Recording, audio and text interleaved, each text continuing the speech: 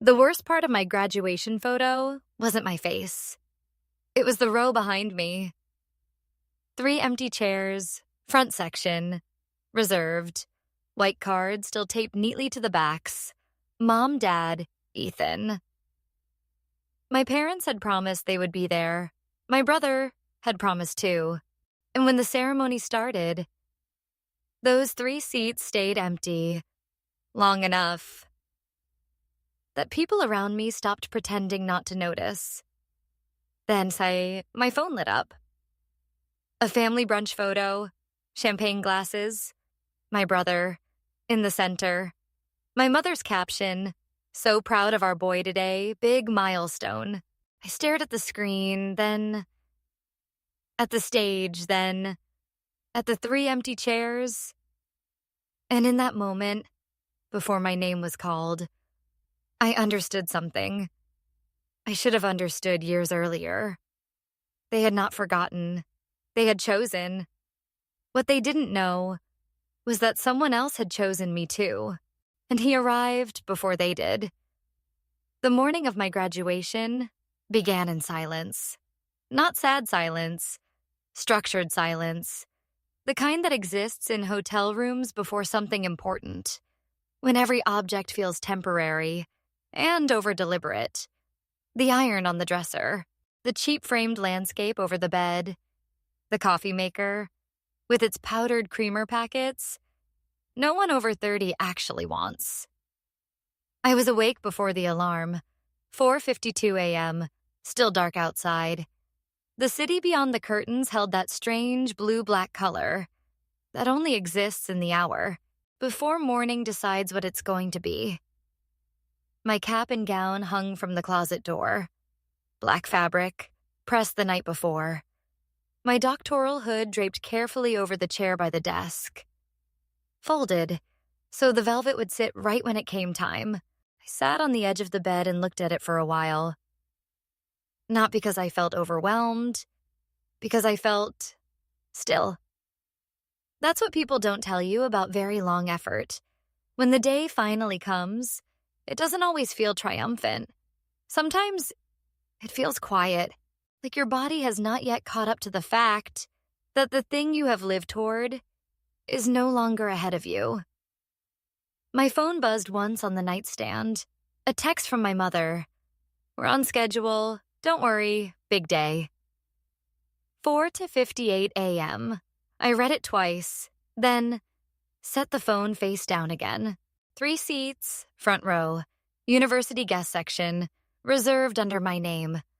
I had made sure of that weeks earlier, because my mother cared about appearances, and my father cared about proximity to recognition. And in some small, childish corner of me, I still thought maybe this would be the day when those 2 forces would finally work in my favor. I should explain something. This wasn't a bachelor's degree. This was my doctorate. 7 years of research, teaching assistantships, adjunct work, on too little sleep, grant applications, peer review, 1 dissertation defense that nearly broke me, and 1 revision round that actually did. This was the kind of achievement families are supposed to know how to honor, even if they don't understand the field. My brother Ethan, meanwhile, was receiving a mid-level sales certification that same weekend, not a license that changed his life. A corporate training milestone. Important enough for him, I'm sure. Not insignificant. But not the kind of thing that should outrank a doctorate. Unless your family has already decided that one child's ordinary effort deserves more oxygen than another child's extraordinary endurance. That was us. That had always been us. I was the reliable one. Ethan was the event. If I succeeded, it confirmed expectation. If Ethan completed anything at all, it became a story, a bravery arc, a sign that he was finally finding himself. I learned young that consistency is admired in public and neglected in private. It becomes furniture, useful, present, emotionally unremarkable. Ethan, on the other hand, had a gift for arriving late to his own life and still making everyone clap when he entered the room. My mother called it charisma. My father called it potential. I called it a very expensive family habit. At 6:10, I showered. At 6:42, I tied my tie.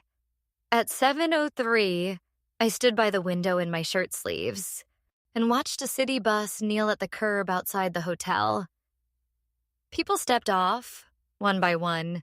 Nurse, student, man in a suit. Ordinary lives already moving.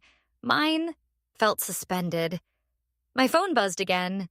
This time, a picture from my sister-in-law's group chat. Family breakfast table, mimosas, Ethan grinning into the camera. No context. Just a photo and 2 words from my cousin Leah. They left early. Left early. Not for me. For him. My throat tightened once, then settled. I looked at the clock, 7:11. My ceremony check-in was at 8:00. My parents were supposed to leave their house by 7:00. To make it comfortably, I called my mother. No answer. I called my father. Straight to voicemail. I called Ethan. Rang once, then voicemail. I stood very still in the middle of the room, tie half tightened, hotel air conditioning humming above me, and understood the first real truth of the day. The problem was not uncertainty. The problem was that I still kept treating uncertainty like a more generous version of evidence. They had already told me who they were. I was just slow enough to keep translating it into kinder language. There comes a point in certain families where hope there stops being love, Betsy, and starts becoming self-erasure. You keep saying maybe they forgot. Maybe they're delayed. Maybe they meant well. When the truth, though, is colder. They didn't forget. They prioritized. And priority is one of the most honest languages people have. I finished dressing, slowly, button by button, tie aligned, gown folded over one arm. I picked up my phone, looked at the family brunch photo one more time, and did something small that changed the rest of the day. I stopped checking. I turned the phone to silent, placed it face down in my bag, and made a decision. If they arrived, fine. If they didn't, also fine. No more watching the screen for proof that I mattered enough to become visible in their schedule. There is a form of dignity that begins the moment you stop waiting, in real time, for people to become who they have repeatedly shown you they are not. I took the elevator down, crossed the lobby, stepped out into the early light, and drove myself to graduation. The campus looked like memory, edited for prestige, red brick buildings, summer tree, holding light in the leaves, students in black gowns, moving in clusters like migrating birds, parents carrying bouquets the size of briefcases, grandparents in folding chairs, already looking warm and pleased and slightly overwhelmed by the logistics. Everything smelled like cut grass, coffee, and perfume, too expensive for an outdoor event. The faculty check-in was on the west side of the hall. Graduates entered through the side entrance, guests through the front. I walked past families arranging themselves in circles for photos and felt the old familiar split inside me, one part of me deeply happy to be there, another part already bracing for comparison. I signed in, picked up my name card, pinned the hood, exactly where the volunteer indicated. Then, I looked toward the guest seating, through the half-open doors. Front row, Section A, seats 3, 4, and 5. Reserved. Empty. I checked the time. 8:14. Still possible. I told myself that once. Only once. Then I stopped. By 8:29, other families had begun filling the rows around them. A mother in a green blazer fanned herself with the program. A tall man in suspenders stepped out twice to answer work calls.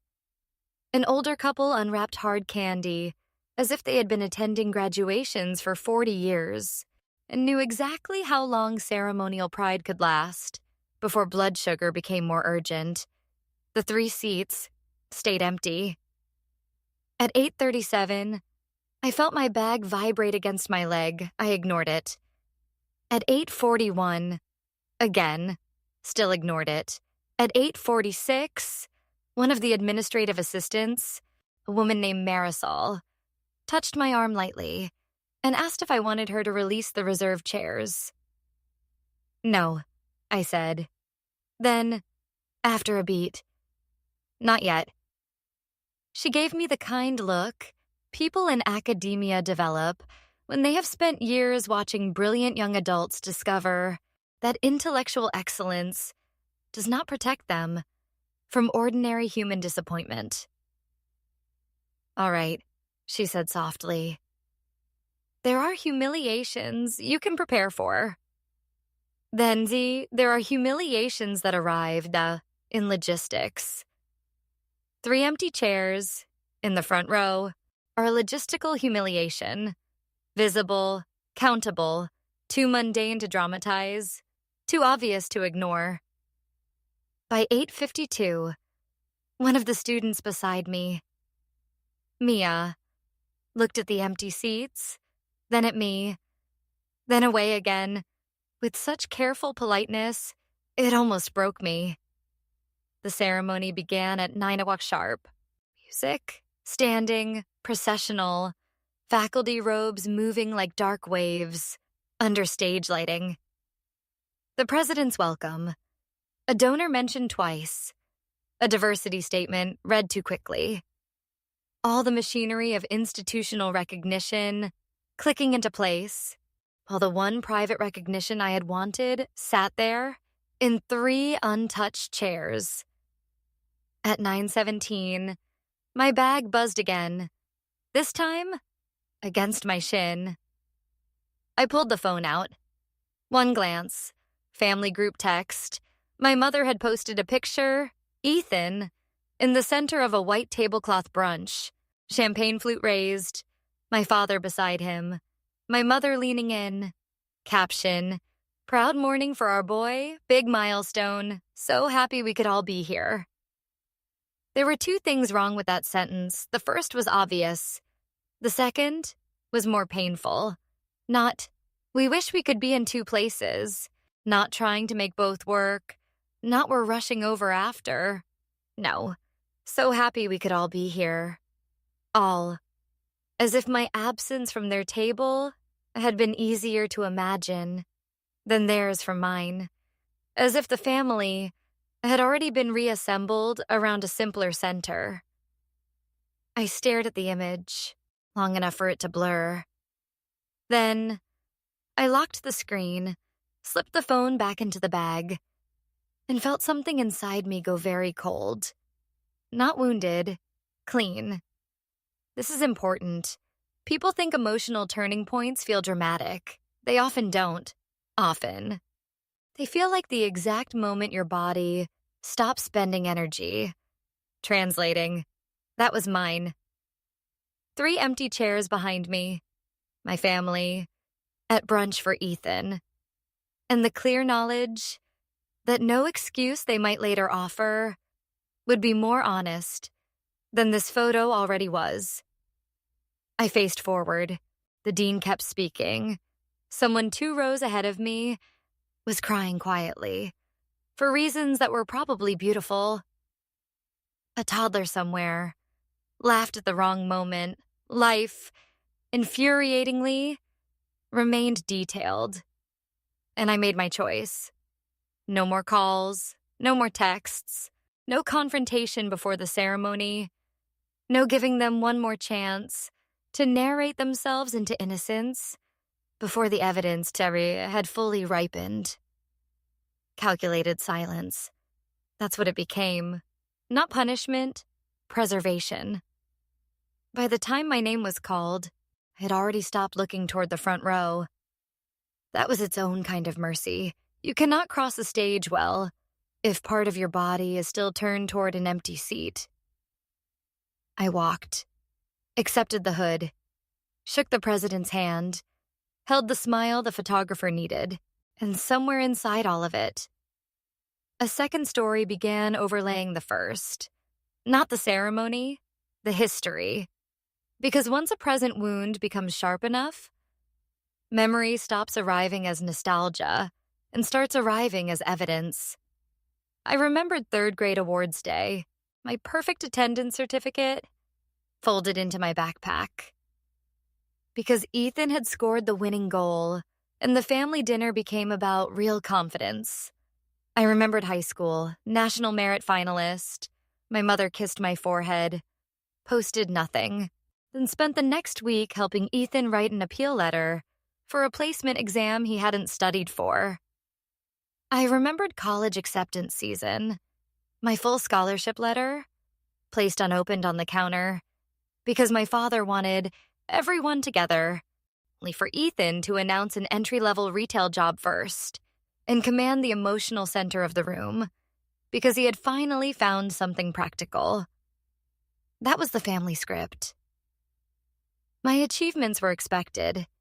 His efforts were emotional events. I was the invisible child in the cruelest possible way. Not neglected through absence, but diminished through normalization.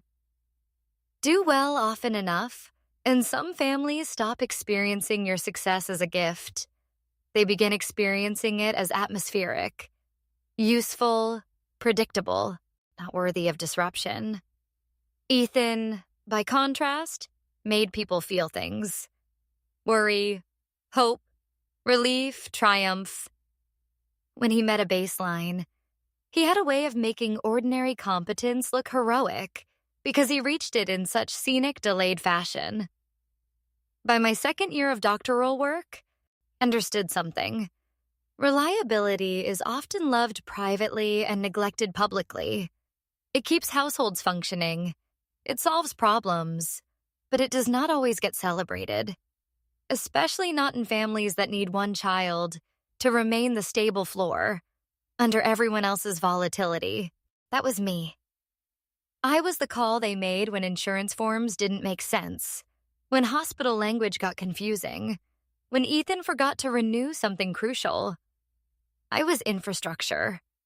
And infrastructure is almost never thanked in proportion to its necessity. It is simply assumed until it is gone. The ceremony ended in applause. Rows loosened. Families flooded the aisles.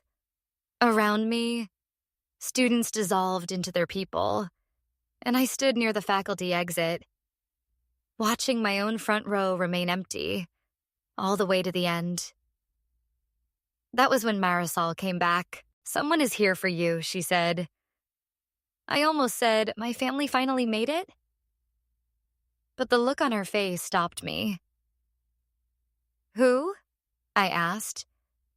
"I don't know if I'm supposed to say this loudly," she said, "but there's a car outside, security detail, and an older gentleman asking specifically for you." I frowned. Older? Not my father. What gentleman? She handed me a cream envelope, heavy stock, my name written in blue-black ink, in a hand so careful, it almost looked architectural. No return name.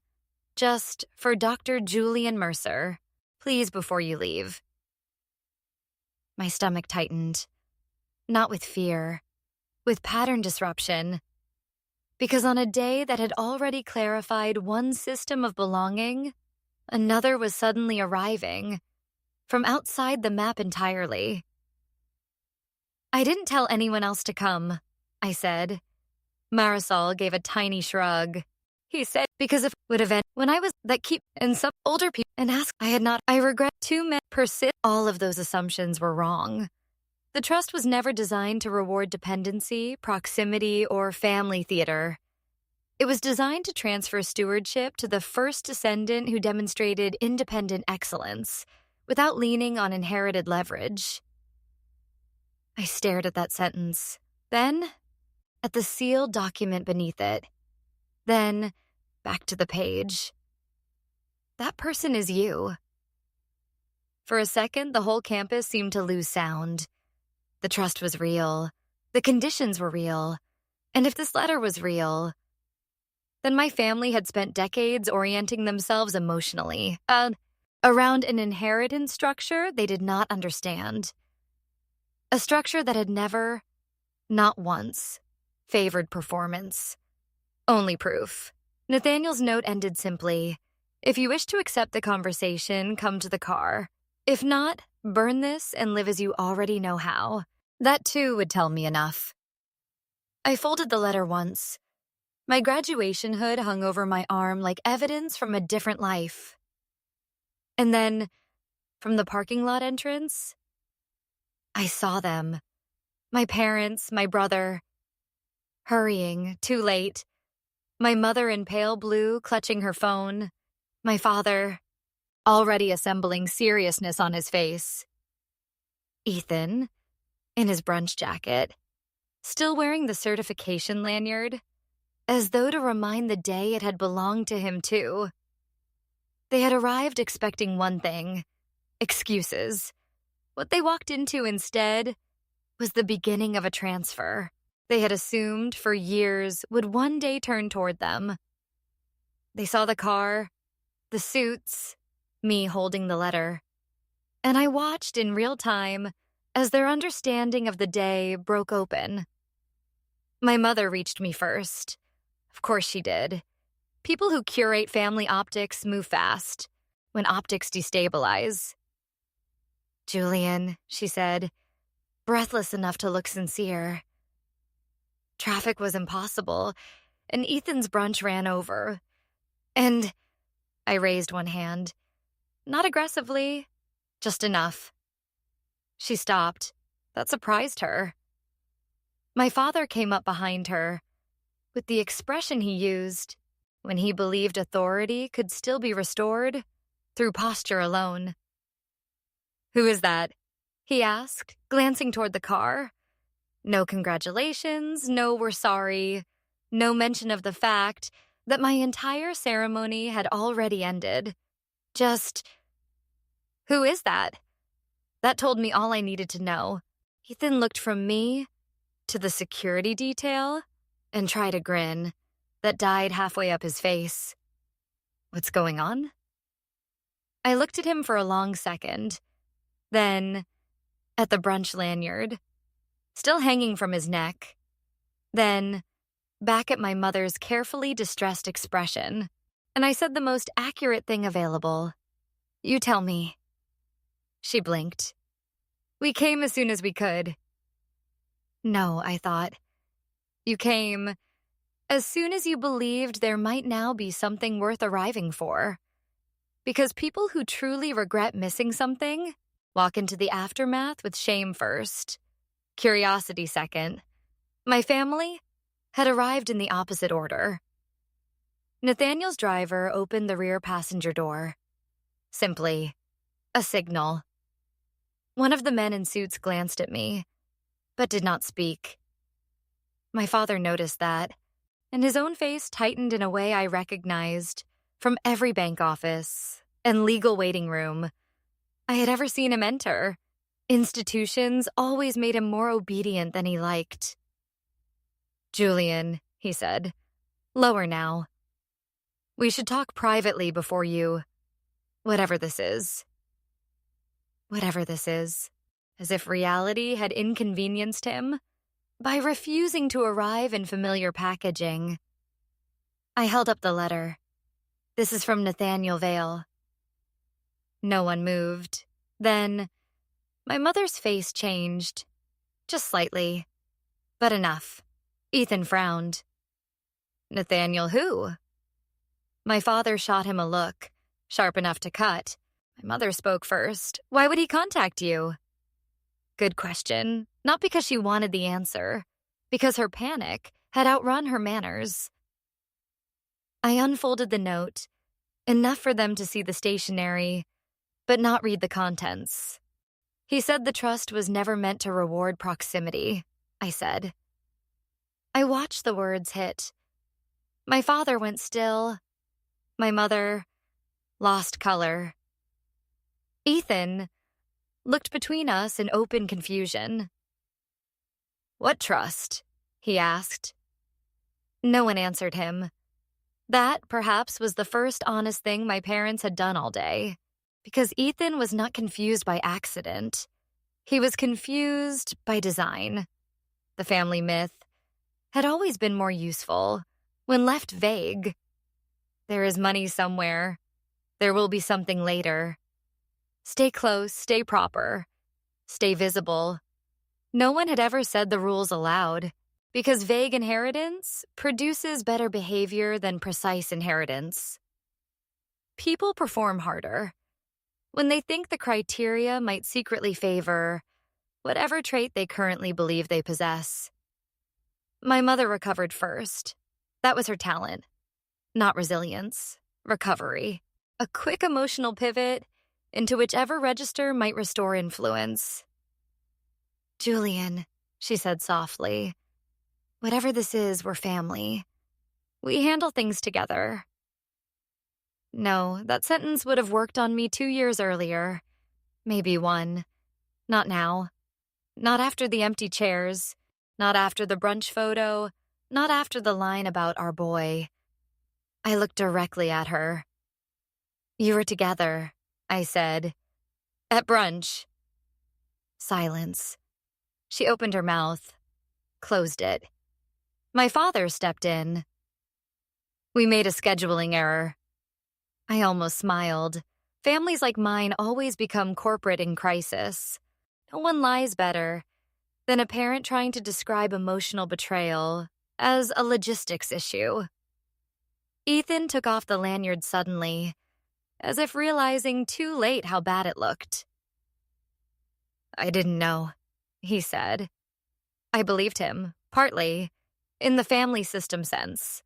Ethan was rarely informed enough to be fully guilty.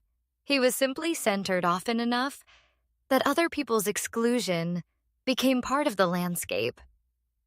He looked at me and said, "I thought they were coming after."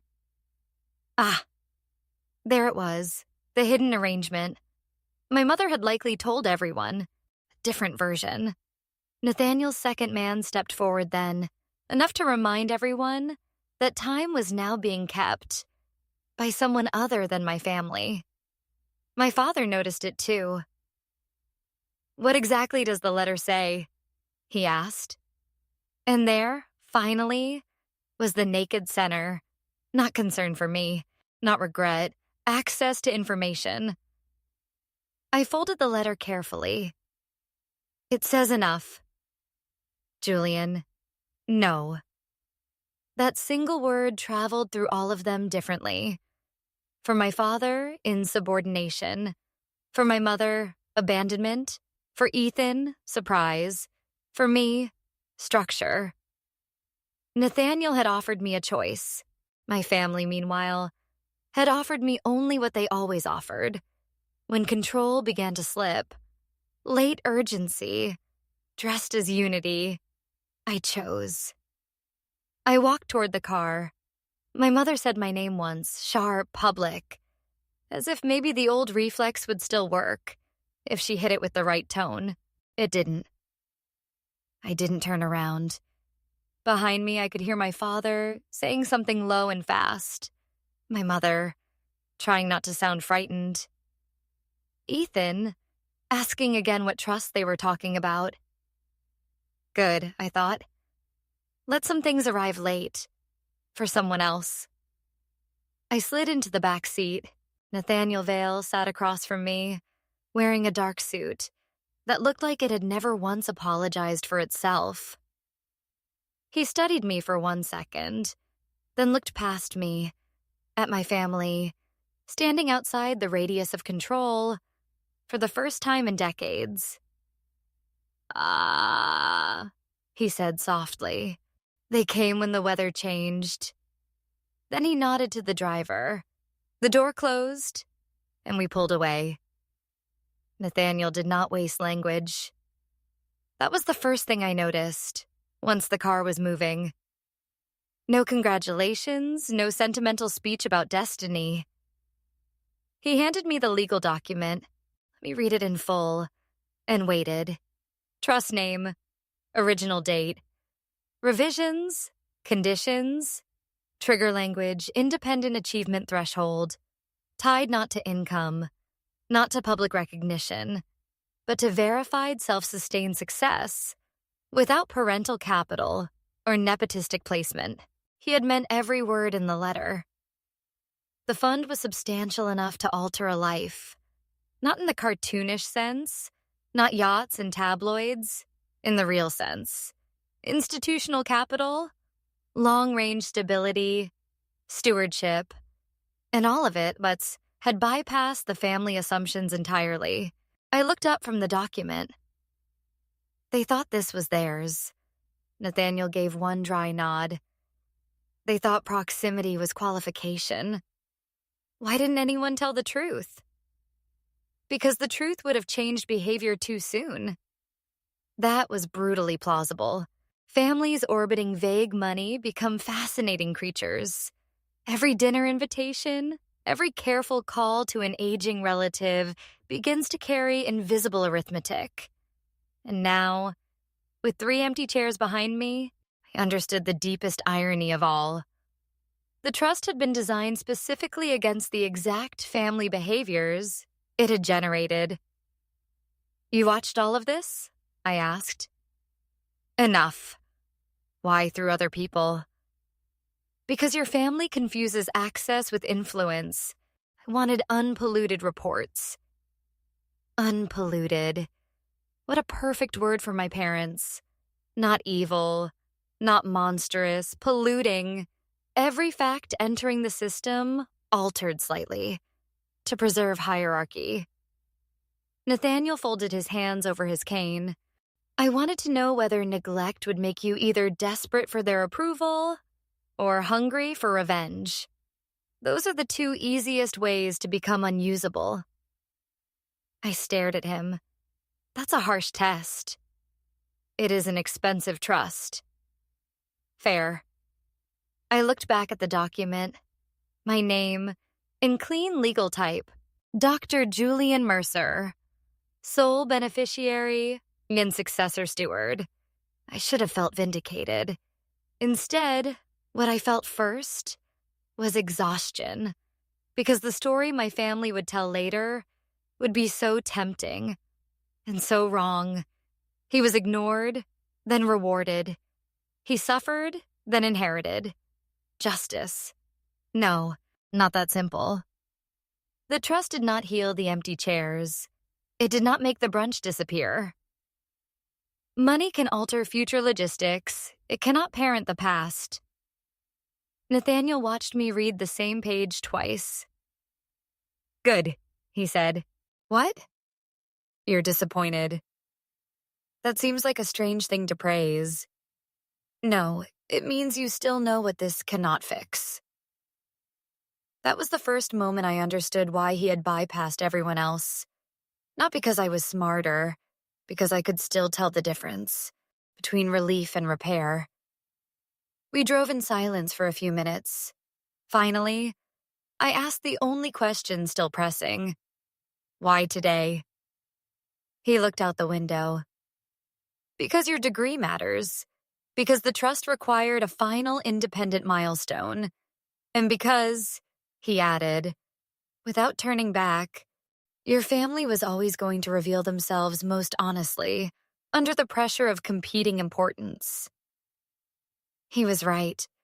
Had they shown up and sat in those chairs, this entire story would have become murkier, manageable enough for me to keep making excuses. It took their absence, their photo, their timing, to clarify the architecture. Cruel, useful. I looked down at the document one last time, then folded it. What happens now? Now, Nathaniel said, you decide whether you want relatives or a legacy. That sounds dramatic. In context, it wasn't. He meant, are you going to spend your next decade managing their feelings about what they missed or building what was just handed to you with the same discipline that made it possible? Legacy or performance, a cleaner choice than most people ever get. When he dropped me back at my apartment 2 hours later, he did not hug me. He simply said, "The people who arrive late to your dignity will always ask for a summary version of the road. Do not give it to them." Then he handed me one final sealed note, to be opened only if I was tempted, to let guilt revise the boundary. I still have not opened it. Not because I'm stronger than guilt, because some advice only work if you trust yourself enough not to need the last page immediately. My parents called 19 times that evening. My mother texted first, "Please explain." Then, "This is all a misunderstanding." Then, "We were trying to make both work." No, you were trying to make one child feel central and the other feel reliable enough to absorb it. My father left a voicemail at 7:12 p.m. businesslike, almost offended. "Julian, you need to call me back before this gets out of hand." Out of hand, as if the trust had become unreasonable by refusing to follow their assumptions. Ethan texted once. Only once. I really didn't know. "I'm sorry about today." That one, I believed. Not enough to fix anything. Enough not to hate him. My silence held, calculated, deliberate, not revenge, preservation. Because they did not need more of my words, they needed the consequences of their timing. By the end of the week, my mother had rewritten her social media entirely. Brunch photos gone, a vague post about family complexities, and pride being expressed imperfectly. I did not respond. My father sent one email, requesting a proper meeting about the estate. I did not answer that either. The truth is, the most satisfying part was not the document. It was the moment outside the ceremony, when they arrived expecting excuses and found themselves too late. For the version of me that still needed them to explain. That is the real power shift in neglected families. Not money, not prestige, not being chosen by some hidden benefactor. It is the moment your interior dependence on their recognition finally dies. After that, everything else is administration. I still think about the 3 empty chairs sometimes, not with pain anymore, with accuracy. They were not the start of the betrayal. They were simply the first honest photograph of it. My graduation did not reveal who supported me. It revealed who believed I would remain available, even in neglect. Nathaniel's early arrival did not save the day. He clarified the map. My family chose brunch. He chose proof. I chose silence. And silence, when chosen instead of suffered, is a very different thing. It is not absence, it is authorship. So, no. I did not give them the reunion they wanted.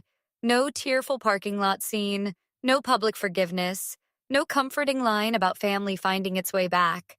Some wounds deserve repair, others deserve accurate distance. This was the second kind.